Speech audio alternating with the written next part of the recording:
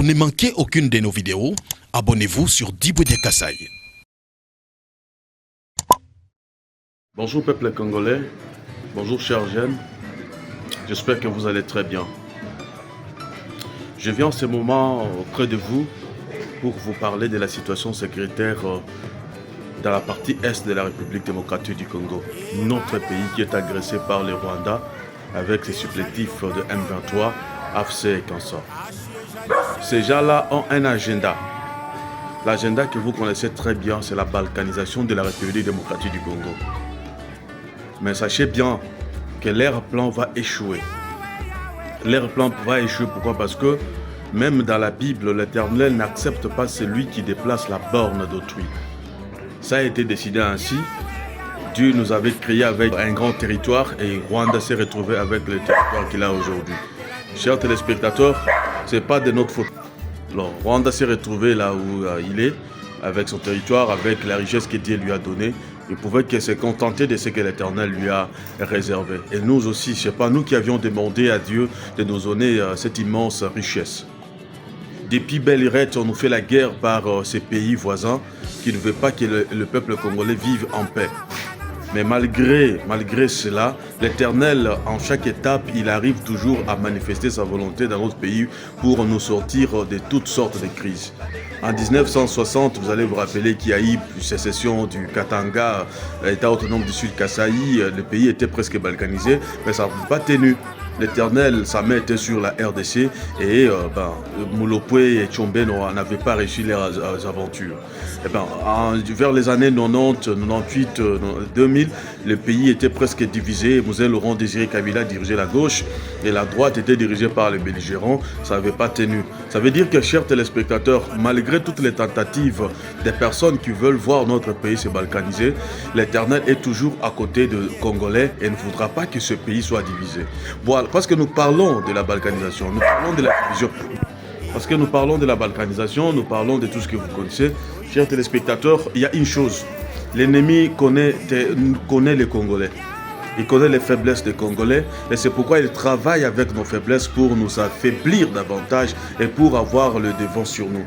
Les faiblesses des Congolais, c'est d'abord la division. Les faiblesses des Congolais, c'est la trahison. Les faiblesses des Congolais, il y en a beaucoup, mais on peut parler de ces deux faiblesses-là. La division. En cette période de guerre, par exemple, il n'y a pas Moulouba, il n'y a pas Mungala, il n'y a pas Mukongo, il n'y a pas Moussoaïli, il n'y a pas UDPS, il n'y a pas PPRD, il n'y a pas AEC, toutes sortes de partis politiques. Il n'y en a pas parce que nous sommes en guerre. Nous devons être unis. Si nous sommes unis, je pense très bien que nous allons battre l'ennemi. L'unité fait la force. Nous ne devons pas injurier nos autorités, nous ne devons pas insulter nos généraux, nous ne devons pas insulter toutes les personnes qui se battent jour et nuit pour pouvoir nous sortir dans cette crise. Chers jeunes, et ce n'est pas aussi digne quand on regarde les images de Bukavu, on voit les jeunes en train de piller les magasins, en train de piller les boutiques, en train de piller des supermarchés. En tout cas, ça, ce n'est pas une bonne guerre. C'est ce que l'ennemi veut voir, les Congos. L'ennemi veut nous voir dans cette division. L'ennemi veut voir les Congos en sang et en poudre. Arrêtez s'il vous plaît. Arrêtez de piller nos frères. Et qu'est-ce qu'ils ont fait? Après tout, même si cette guerre durait jusqu'à quel moment, mais il y aura toujours un temps de paix. Il y aura toujours un temps de paix. Il y aura toujours un temps de paix, mais pourquoi piller nos frères et sœurs? Ce ne sont pas des actes que nous encourageons. Nous condamnons fermement ces actes que nous avons vus à Bukavu.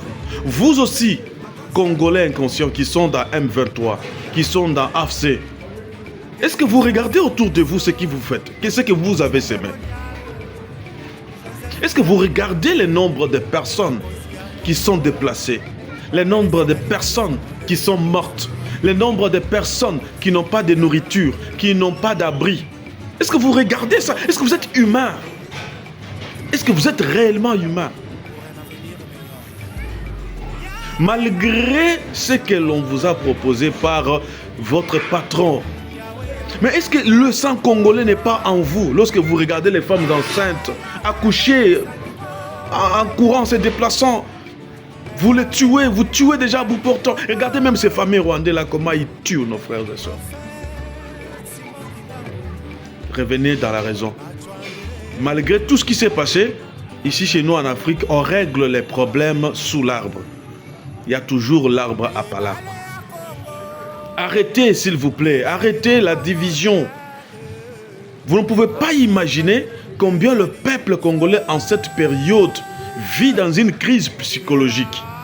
Vous vivez la crise directe dans l'Est, mais dans la partie ouest de notre pays, je ne peux pas vous dire combien de gens sont hospitalisés à cause de vous. Combien de gens ont fait des AVC à cause de vous. Combien de gens sont mortes subitement, et des personnes qui sont mortes subitement à cause des situations du genre, on a fait telle localité est tombée, telle autre est consort, on a tué tel consort. Vous voyez-vous? La division est du diable. Nous voulons gagner cette guerre, soyons unis. C'est mon message. Vous voulez que l'on gagne cette guerre, soyons unis, comme un seul homme. Comme l'avaient fait nos aïeux. Si nous sommes unis, nous allons réussir. Deuxième chose, l'ennemi utilise les réseaux sociaux pour propager des fausses informations. Et ce sont des fausses informations là qui prennent les dessus sur la vraie. Et on voit aussi des Congolais, les Congolais inconscients qui relayent les mêmes informations là dans leur groupe, qui relayent les mêmes informations dans leur page, sur leur page. Mais pourquoi vous faites ça? Pourquoi vous faites ça? Même vos enfants vont vous demander un jour, vous allez manquer quoi et les expliquer. Moi, je vous invite à soutenir nos FRDC, à soutenir nos Wazalendo, à soutenir notre gouvernement. Cette guerre n'est pas une guerre de Tshisekedi. Ce n'est pas une guerre de Vital Kamerhe. Ce n'est pas une guerre de Sama Lukonde. Ce n'est pas une guerre de tel ou tel autre politicien. C'est la guerre de tous les Congolais. Le Rwanda fait la guerre au Congo. Le Rwanda ne fait pas la guerre à une tribu du Congo, voire même une province. Le Rwanda fait la guerre à toute la République démocratique du Congo. Mettons-nous debout, soutenons nos autorités pour triompher cette guerre. Et prions aussi pour eux. Et à ceux qui trahissent le pays, que vous soyez militaire, que vous soyez, je ne sais pas dans quel poste de responsabilité. Est-ce que ça ne suffit pas, quand vous regardez la télé, les tas de personnes qui sont mortes, les cadavres jusqu'ici qui ne sont pas enterrés, ça ne suffit pas vraiment de mettre fin à cette trahison. Nous en avons ras-le-bol, s'il vous plaît. C'est mon message, partagez-le. Chers Congolais, ça suffit. Ça suffit, s'il vous plaît. Merci. Pour ne manquer aucune de nos vidéos, abonnez-vous sur Diboudia Kassaye.